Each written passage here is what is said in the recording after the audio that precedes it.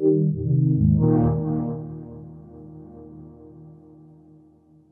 it comes to vehicles, what are some that you're talking about here, or that you're talking about in general?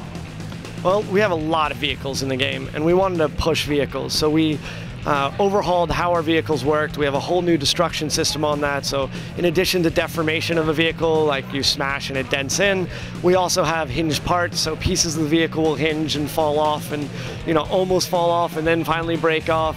And then we wanted to create a real vehicle system. So we deal with downforce and friction and springs and all the fun stuff that normally you'd find in racing games. We've put that underneath the engine as well. That way we can have vehicles that really feel like a weighty, heavy, awesome sports car that of course destroys in great ways as well. Now you also mentioned the wingsuit. What does that open up for gameplay? Well, the first thing that the wingsuit does is it allows us to slow down the parachute. By having a slow parachute, it means we have a combat platform that's easy to shoot from. And this keeps the player able to stay up in the air longer and feel confident that they can actually perform combat maneuvers while being in the air. And that is a very Just Cause sort of way of playing. So the wingsuit, we left it in there and is a high-speed way of traversing. That plus the grapple hook means you can slingshot your way in wingsuit all around the world wherever you want. And that's really just a joyful experience. And we wanted to have that. How do we just make moving through the world be fun? And that's kind of what the wingsuit gives you. Yeah, I mean, it's amazing. Even we have the game in test and we have some people go and play it. There are moments where you'll see the person look over their shoulder and say like, did you just see what I just did?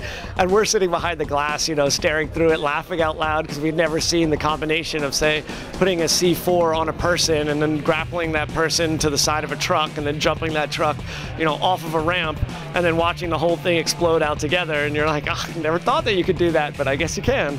And that's kind of the joy of Just Cause. That also connects to the new ability to let people watch. Is it also easy to share things amongst people, like if you do something cool to share with people? Yeah, for sure. We built a ton of asynchronous features. And the idea behind it is every time you do cool things, like you're wingsuiting, it'll record how long you've been wingsuiting before you hit the ground, or how many enemies you've killed in a single clip, or all these sorts of things. And they'll come up and create these feats that happen in the game. And you can actually go and challenge your friends to try to beat your scores. And this creates this great asynchronous play because, for us, we wanted to make sure that the game felt social, that people could share what they were doing, but our schedules are always so busy nowadays, like, you can only find an hour or two here and there, and it might not be the same hour that your friend is playing. But I know the next time I go in there and it says, hey, my friend has blown up 9 chaos objects in 5 seconds, can you beat it? Well, now I have a new thing to go after, and it creates that real sandbox and community feel. Now, in addition to your game, there's been movement in Hollywood with the Just Cause movie moving forward. What are your thoughts about one day seeing this on a big screen?